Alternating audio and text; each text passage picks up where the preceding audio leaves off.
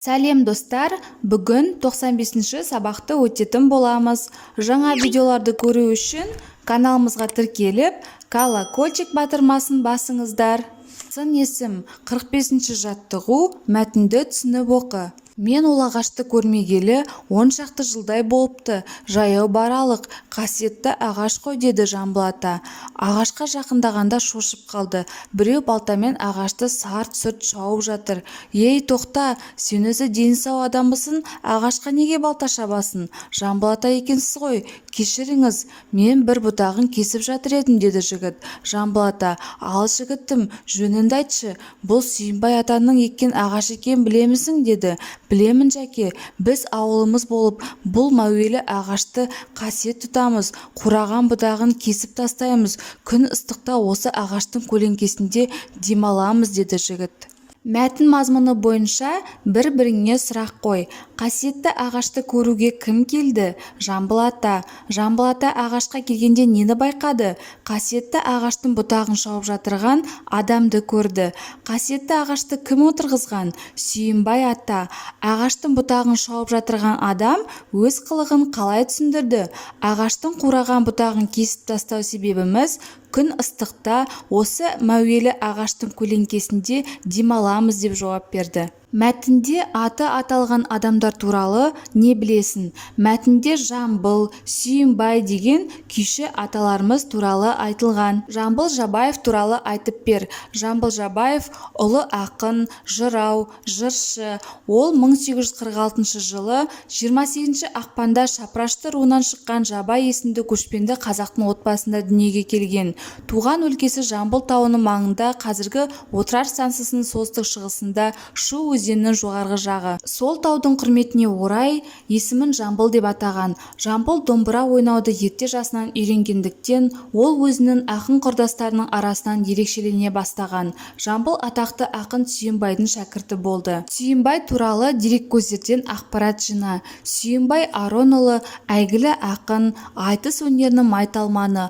Ол 1815 жылы Алматы облысы Жамбыл ауданына қарасты Қарақыстақ ауылының Бұлақ деген жерінде дүниеге келген. Сүйінбай үнемі халыққа арқа сүйеп, ру емес, тайпа емес, тұтас елдің мүддесін жырлап, ел үшін оттан да судан да тайынбай өмірін қиған ерлерді мадақтайды. Елдік, ерлік идеясы Сүйінбайдың өлеңдері мен жыр дастандарының, айтыстарының өн бойына таралған өзекті идеясы. Оның Өтеген батыр, Саурық батыр, Сұраншы батыр, Жабай батыр, Қарасай батыр сияқты толғаулары жарық көрген. Мәтіндегі сын есімдерді тап, сұрақ қой. Сын есім заттың түсін, сапасын, белгісін, күйін, салмағын, көлемін, иісін, тағы басқа қасиеттерін білдіретін сөздер. Сын есімдер қандай, қай деген сұрақтарға жауап береді. Мәтіндегі сын есімдер қасиетті, дені сау, мәуелі, қураған сөздері қандай деген сұраққа жауап беріп, сын есім қызметін атқарып тұр.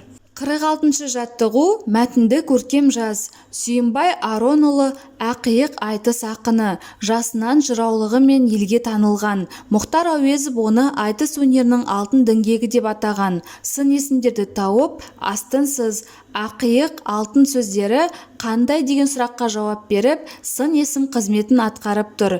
Ақиық, үлкен дарын иесі деген мағына береді. Діңгек, қазық, бағана деген мағына береді. Сіздер үшін пайдалы басқа да сабақтар шығып отыру үшін міндетті түрде подписаться батырмасын басып, каналымызға жазылып алыңыздар. 47-ші жаттығу мәтінді оқы. Ат қой. Екі бала тоғайға бардық.